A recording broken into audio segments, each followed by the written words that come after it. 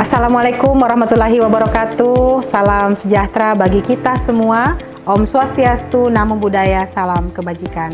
Perkenalkan, nama saya Insinyur Evi Aprianti, ST PhD, seorang dosen Magister Manajemen Bencana pada Sekolah Pasisarjana Universitas Hasanuddin dengan nomor unik Pendidik dan Tenaga Kependidikan 475676 766823042. Kali ini saya mengikuti sertifikasi dosen 2026 yang akan mengupload sebuah video pengajaran dengan sistem berbasis OBE yang tetap mengkategorikan dan mengintegrasikan student centered learning melalui metode pembelajaran seperti problem based learning, case based learning, group investigation, diskusi kelompok, diskusi secara individu, analytical thinking, studi kasus, serta pemanfaatan teknologi geospasial.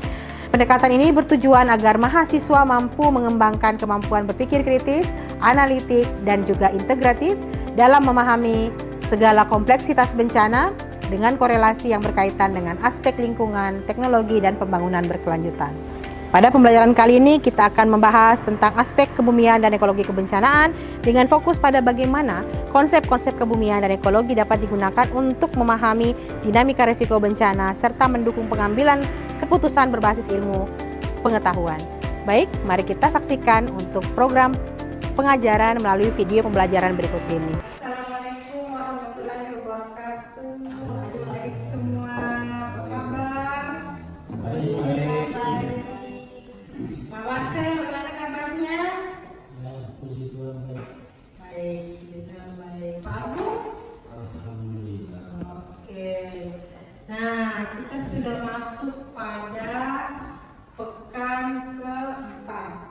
Pekan kelima, ya mohon maaf, biasa. Sudah usia jadi sering lupa. Di pekan kelima nanti kita akan banyak-banyak membahas tentang apa sih tipe-tipe bencana di Indonesia, bagaimana kita tahu ekologinya terganggu atau tidak. Sebelum saya lanjut di materi kita, terlebih dahulu kalian semua harus scan barcode. Silakan siapkan handphone masing-masing, kita scan barcode berikut ini. Ya. Scan barcode saya berikan waktu sampai dengan 3 menit saja, itu kan sudah lama ya. Oke, silakan. Terima kasih untuk antusiasnya teman-teman semua ya. Sesi lebih seringnya untuk menjelaskan langsung secara pergerakan mobilitas seperti ini yang dimohon dimaklumi. Ini kita akan masuk ke materi bencana kebumian dan mitigasinya. Bagaimana sih sebuah bencana itu harus dimitigasi dan apakah kita harus perhatikan tentang lingkungannya. Nah, Bapak-bapak silakan masuk ke Wayground khusus untuk kita mau ice breaking dulu, mau tahu dari pertemuan pertama sampai pertemuan keempat apakah ada yang nyantol di kepala ya. Saya akan masukkan di sini, silakan mencatat di wayground.com. Nah, masuk dulu di sini. Wayground.com, silakan ketik di Google wayground.com atau wayground.com. Kalau sudah, silakan masukkan kode 889409. Saya ajarkan Pak Marcel sini. Kodenya 889409. Oh, kode game tidak valid. Kita update dulu ya. 449809. Oke, gabung. Bapak tinggal menunggu saya. Oke, namanya Marcel ya. Ya, siap. Nah, ini kamu. Oke, kita mulai. Nanti Bapak tinggal klik saja. Kalau saya sudah klik start, nanti silakan menjawab dengan cepat ya. Ini bukan sebuah ujian, tapi ini menilai bagaimana pemahaman Bapak dan Ibu pada pertemuan 1 hingga pertemuan keempat sebelumnya. Saya mulai. Saya beri waktu sampai 3 menit. Sudah masuk, Pak Andi? Oke? Pak Agung sudah? Kak Ajes? Ibu Fili sudah? Bu Isti? Oke. Saya mulai ya. Silakan masing-masing ya. Ilmu yang pelajari betul, langsung dijawab A, B, C, D. Oke, lanjut.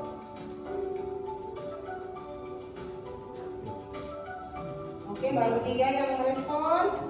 4, 5, 6. Dia akan langsung otomatis berganti pada saat waktu sudah habis. Next.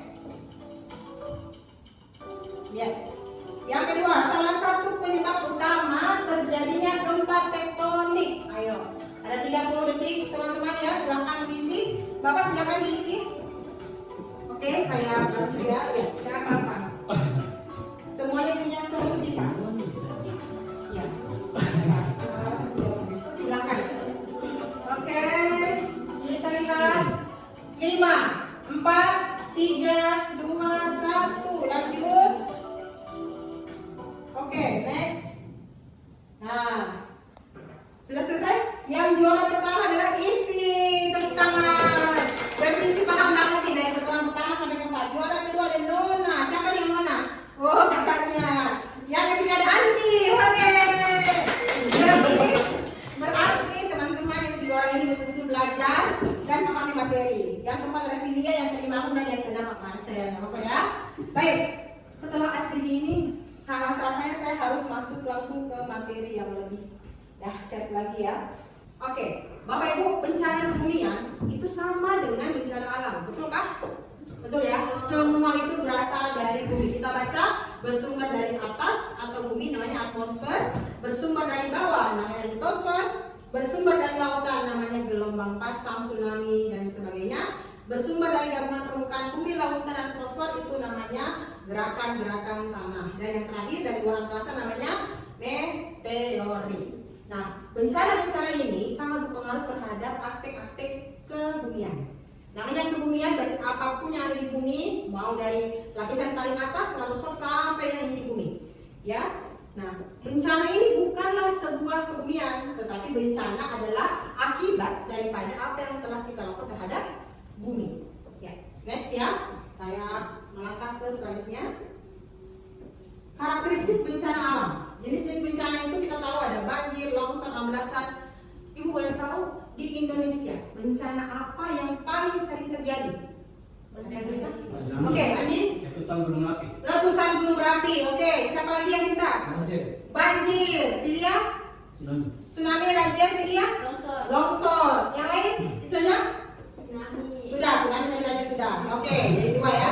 Oke, tidak ada yang salah. Jawabannya semua mendekati benar dan benar ya. Nah, banjir-banjir ini, bencana-bencana ini, mohon maaf, adalah bencana yang sering sekali dialami oleh warga Indonesia. Bukan karena Indonesia yang nggak patuh, tetapi memang karena Indonesia berada pada wilayah ring of fire, atau di mana cincin api beberapa wilayah-wilayah dengan pergerakan, kemudian gunung-gunung yang memang mengandung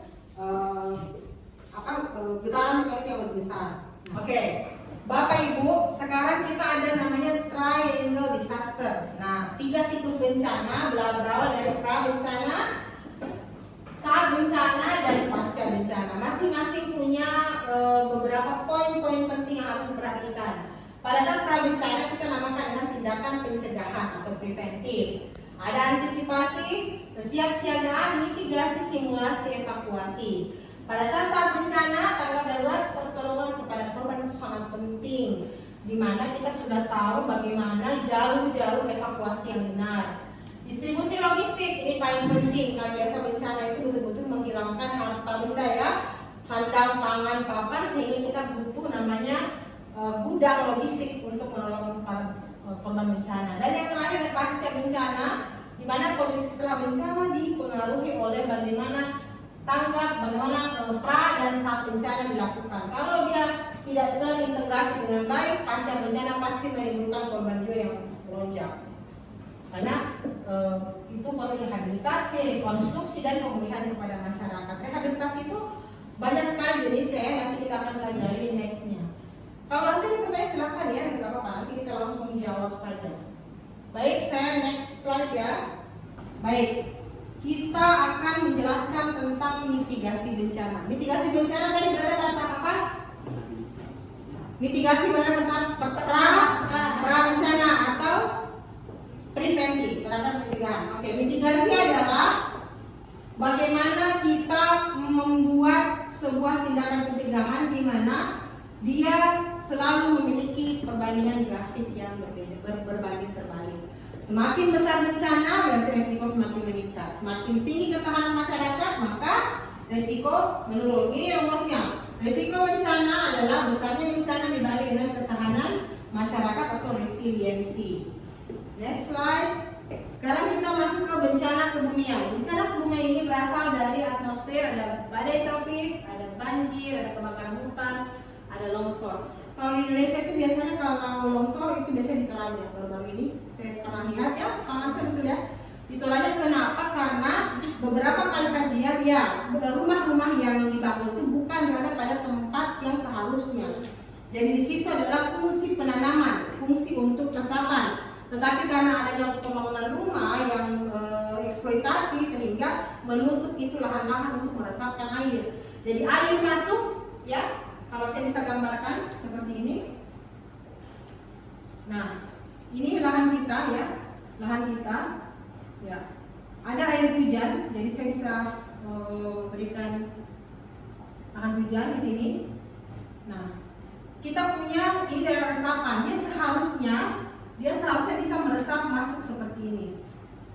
Ini ya. Dan dia akan mengalir ke kiri, mengalir ke kanan. Namun sayang sekali karena adanya perumahan yang begitu banyak, baik itu rumah kayu mau rumah permanen atau semi permanen,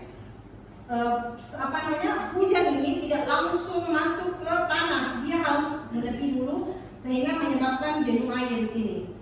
Semakin jenuh air, semakin jenuh air maka akan membuat tanah ini bergerak. Jadi kalau ibarat kata kita bisa uji coba di rumah ya, kita ambil botol aqua, kita masukkan tanah, ya, tanah liat atau tanah biasa yang sebelum tercampur pasir. Bapak masukkan air di sini. Bapak masukkan air setiap hari air sampai sampai ada tergenang air di sini. Nah, Bapak akan melihat, Ibu akan melihat bagaimana pergerakan tanah ini bukan lagi berada pada titiknya.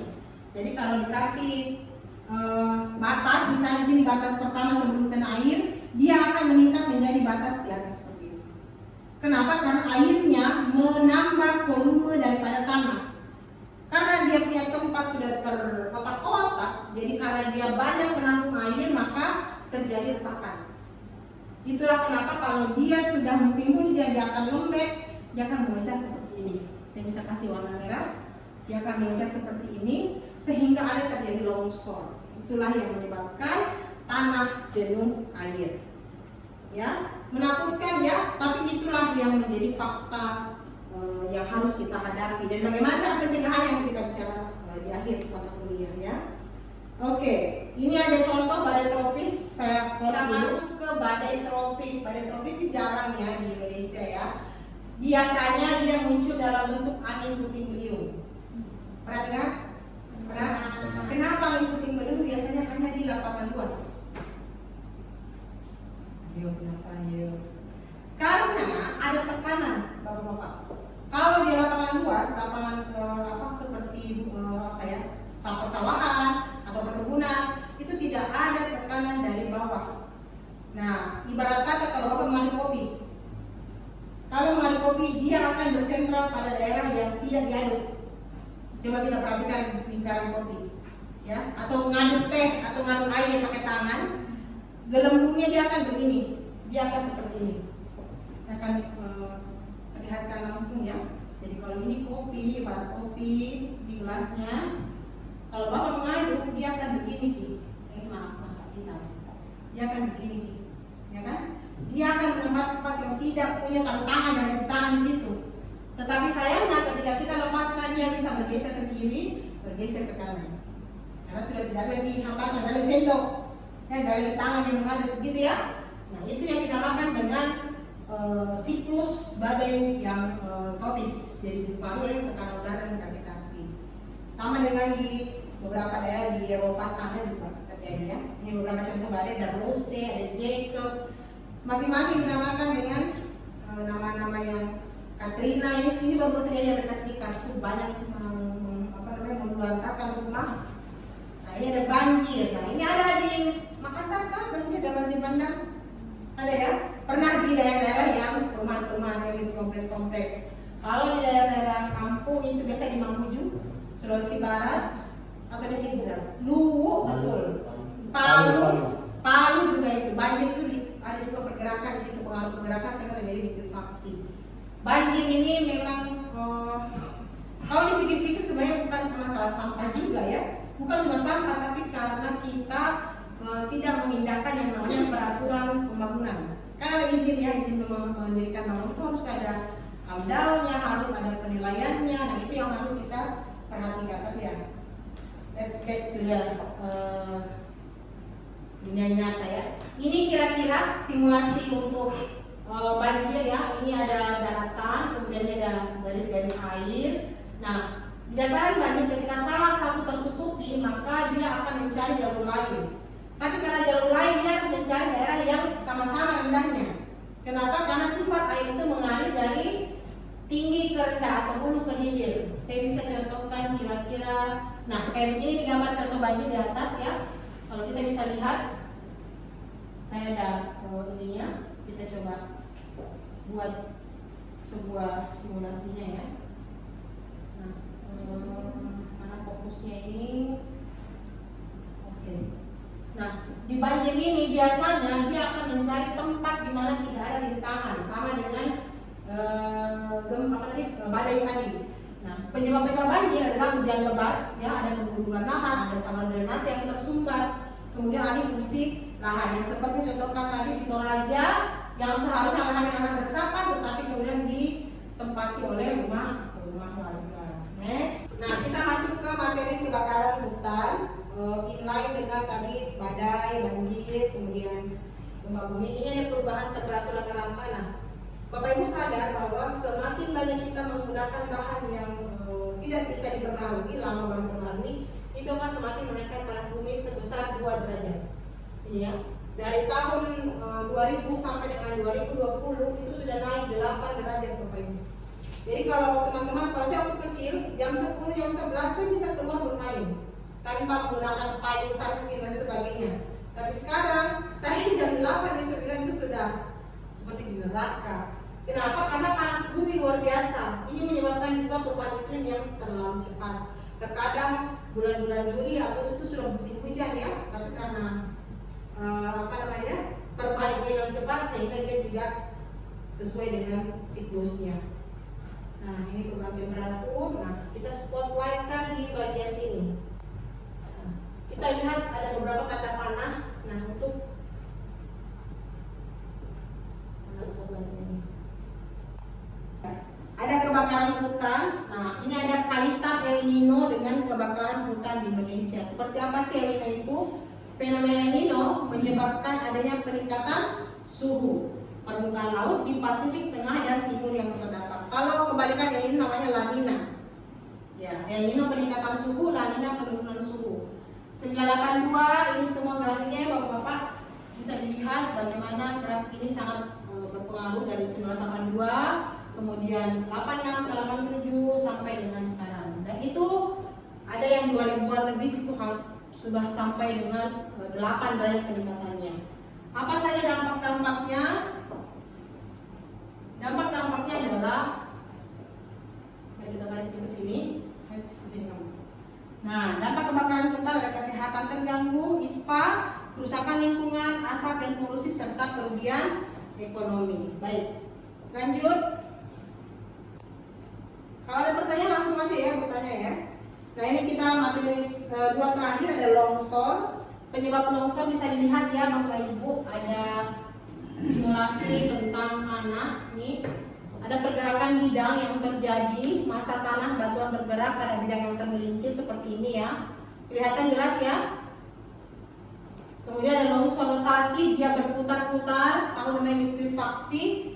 Longsor aliran, dia mengalir dari atas ke bawah, namanya longsor erosi seperti yang terjadi di Toraja. Ini likuifaksi Bapak-bapak. Seperti yang terjadi di Palu beberapa waktu lalu ya. Longsor falling atau runtuhan dan longsor tanah. Dia langsung tercrack begini karena di bagian sini itu kering, ya, yang tercrack itu. Tahap-tahap terjadinya longsor yang pertama kondisinya dulu stabil, awal-awal stabil, fungsi sama, tidak jadikan menjadi perumahan. Hujan deras, kemudian jenuh air, lalu ada retakan, sedikit-sedikit retakan, lalu bergerak. Dia bergerak seperti ini. Dia bergerak, kemudian dia mematahkan sendiri dirinya menjadi longsor. Lihat ya, tadinya di sini tidak ada apa-apa, tidak ada perumahan, toh? Tidak ada perumahan di sini. Langsung pemicunya ada hujan, lalu letak, dia menentukan dirinya di sampingnya ada, coba apa ini? Rumah. Karena sudah beralih fungsi lahan tersebut, makanya dia menjadi berbagai macam reruntuhan. Baik, tadi sudah bahas tentang longsor juga, sekarang kita masuk ke gempa bumi ya. Ada yang pernah merasakan gempa bumi, Bapak Ibu? Nggak ada? Wah, berarti saya lebih ini ya. Saya pernah merasakan gempa bumi pada saat usia 7 tahun. Di situ saya masih bermain dengan teman-teman, tiba-tiba langsung bergoyang-goyang. Saya kira berputar-putar bumi, ternyata itu gempa bumi. Dan saya langsung ditarik sama orang tua. Apa itu gempa bumi? Ini ya, kita spotlight lagi biar langsung tersorot. Canggihnya sekarang itu bisa kita sorot nih ya, materi kita mau bahas ya. Nah, nih, gempa bumi terjadi ketika energi di dalam bumi terakumulasi akibat pergerakan lempeng tektonik, aktivitas vulkanik atau reruntuhan batuan, kemudian dilepaskan secara tiba-tiba sehingga menimbulkan getaran. Mau simulasi gempa bumi? Ambil tali panjang, satu diikatkan di pohon, lalu Bapak Ibu menggetarkan naik turun saja, tidak lurus. Itulah gempa bumi. Gelombang itulah yang dimaksud dengan gempa bumi. Apa penyebabnya? Ada pergerakan lempeng, vulkanik. Biasanya gempa bumi itu natural, bukan karena ulah manusia. Nggak ada manusia yang secara sengaja mau menggempakan bumi kan? Ada yang sengaja? Nggak ada. Gempa bumi biasanya muncul karena bumi, aktivitas inti bumi ya, seperti ini. Jadi dia bergerak, lempeng samudra itu bergerak, kemudian dia masuk ke epicentrum, fokus di sini, lalu ada pergerakan lain kemudian tekanan dan adalah energi yang dilepaskan. Apa jenis gempa bumi? Ada tektonik, vulkanik, dan gempa reruntuhan. Nah ini ya. Gelombang-gelombang inilah yang mempengaruhi adanya bergerak di bumi. Oke, tadi gempa bumi, sekarang kita mau nonton nih. Apa sih dan bagaimana gempa bumi itu? Gempa bumi terkini melanda di wilayah Luwu Timur, Sulawesi Selatan, Minggu 27 Juli 2025. Berdasarkan info BMKG, gempa bumi itu terjadi pada pukul 16.39 waktu Indonesia Barat. Kekuatan gempa bumi yang melanda daerah tersebut yakni magnitudo kecil 3,1 SR. Pusat gempa bumi berada di daerah 74 km barat daya Luwu Timur, Sulawesi Selatan. Kedalaman pusat gempa berada di kedalaman 10 km. BMKG mengatakan bahwa informasi ini mengutamakan kecepatan, sehingga hasil pengolahan data belum stabil dan bisa berubah. Seiring kelengkapan data, berikut data gempa berdasarkan unggahan akun resmi info BMKG. Gempa Mat 31, 27 Juli 2025 16, 39, 44 WIB, log 209 Lintang Selatan, 120 71 Bujur Timur, 74 km barat laut Luwu Timur Sulsel, kedalaman 10 km. BMKG. Disclaimer, informasi ini mengutamakan kecepatan, sehingga hasil pengolahan data belum stabil dan bisa berubah seiring kelengkapan data. Oke. Nah, itu tadi informasi salah satu gempa bumi yang terjadi di Sulawesi Selatan, di Luwu Timur, Kabupaten Luwu Timur ya. Ini mirip-mirip dengan dekat dengan Palu, Sarawak ya. Nah, oke, next. Kita stopkan, langsung next slide. Letusan gunung berapi. Ini slide terakhir ya, satu terakhir. Letusan gunung berapi, ada yang pernah merasakan? Di Sulawesi Selatan nggak ada ya?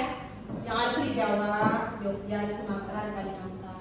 Tapi dia di Kalimantan tidak terlalu banyak. Hanya di Jawa memang sudah semakin banyak ya. Ini tidak terlalu banyak di.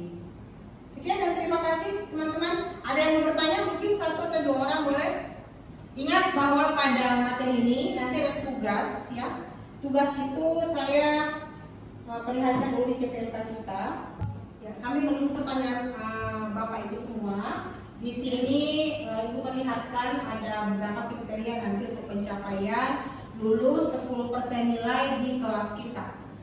Tidak ada tugas yang untuk dikumpul, tetapi Anda diwajibkan belajar tentang beberapa paper terkait dengan banjir, letusan gunung berapi, gempa bumi walaupun mungkin tidak terlalu banyak intensitasnya, sama baca-baca artikel ilmiah. Nanti bisa masuk di Google Scholar ya. Kalau teman-teman tidak keberatan, ini bisa masuk di Google Scholar. Nanti tinggal type di atas di sini Google Scholar. Nah, Google Scholar nanti tinggal searching beberapa yang terkait dengan gempa bumi. Boleh bahasa Indonesia, boleh berbahasa Inggris. Kalau tahu lebih banyak bahasa Inggris lebih bagus, tapi kalau tidak bahasa Indonesia saja. Ya, di sini mungkin kalau saya mencari katakan web ya. Kenapa jadi earthquake? Nanti dia akan muncul. Dia akan muncul di sini sampai tahun-tahunnya juga. Saya sarankan ambil tahun 3 tahun ke belakang aja ya supaya bisa langsung ini. Kalian bisa pilih di sini di bagian sini ya untuk pilih tahun berapa yang kalian mau. Ini ya. Di sini kalian bisa pilih mau 2000 berapa. Tentang khusus juga bisa. Kalau kalian agak bosan dengan yang terbaru, pengen tahu sejarah, boleh di bagian tentang khusus ini. Ya, oke. Ada yang mau bertanya? Tidak? Oke, ada yang mau bertanya mungkin di kelas kita? Silakan. Oke, Mbak Isti. Kan Ibu setelah gempa bumi itu biasanya memicu tsunami. Apa yang menyebabkan hal tersebut? Gempa bumi bisa memicu tsunami. Pertanyaan yang menarik ya Bapak Ibu. Gempa bumi itu saya bilang apa tadi? Dia proses naik turunnya air. Nah, dia dari epicenter tadi di bumi itu menyebabkan getaran sehingga ada yang namanya naik turun air laut. Kita bayangkan terikat di ujung itu tali, kita naik atas dan bawah tali itu ada gelombang, namanya gelombang longitudinal. Kalau belum tahu saya ingatkan kembali pelajaran SMA. Maaf. Di pelajaran SMA itu ada namanya gelombang longitudinal dan gelombang transversal. Ya. Kita close. Nah, gelombang longitudinal itu seperti ini. Ibarat kata ini tiangnya, lalu saya bikin gelombangnya. Nah, longitudinal adalah gelombang yang naik turun seperti ini. Satu bukit, satu lembah. Satu bukit, satu lembah. Satu bukit, satu lembah. Namanya inilah gelombang yang terjadi pada saat gempa bumi. Sehingga ada namanya gelombang pasang masuk kembali. Jadi sebenarnya kalau kalian lepaskan tali, anggaplah tali. Ini ya. Tali, ini tahu lah berbahaya tapi nggak apa-apa. Tali saya ikat di sini, saya akan menunjukkan ini tidak ke sana terus, ada dia kembali ke kita. Jadi kita lemparkan tali begini, ada nanti gelombangnya kembali itu, tapi tidak kelihatan. Ini ada kembali dia begini. Ini yang namanya tsunami. Jadi gempa bumi itu bergerak, dia naik turun itu air, dia ke sana, pasti kan tidak terikat, dia kan kembali ke kita dalam bentuk gelombang, dalam bentuk gelombang besar. Itu namanya tsunami. Makanya kalau orang tsunami itu, kalau kalian pernah lihat di TV, pantai surut dulu, mengisap dulu, baru dia kembali. Nah itu namanya gelombang naik turun, namanya transversal. Beda kalau dia gaya pegas. Kalau gaya pegas itu seperti longsor, bergerak ke kanan kiri, dia namanya gelombang apa namanya ini? Dia begini, dia seperti per. Nah ini longitudinal, ini namanya transversal, dia mentransfer di saya energi. Nah ini longsor. Jadi cara kerjanya banjir begini ya Pak, tsunami begini, ini namanya longsor. Udah kasih begini juara dulu ya, baru turun. Nah ini namanya. Jadi dia longsor sampai dengan namanya lelah, sama dengan per. Pernah lihat per toh? Dia pasti ada ujungnya itu bengok begini ke bawah, itu namanya gelombang simulasi gelombang transversal. Ini mungkin kayak tali ceritanya ya. Oke, terima kasih Isti. Pertanyaan yang bagus. Karena waktu nih, saya rasa sudah cukup sekian. Terima kasih banyak Bapak Ibu. Masuk di pekan kelima. Pekan keenam nanti, tadi saya sudah perlihatkan ya. Ini ada bersiap pekan keenam, nanti kita akan ada yang namanya tugas. Tetapi itu bisa di ini ya. Nah, kalian silakan membaca sebanyak artikel, nanti kalian bisa rangkum. Tidak dikerjakan dan diatur di sekolah, tetapi tetap dibaca. Paham ya, Bapak Ibu? Oke, terima kasih banyak sudah hadir di kelas saya.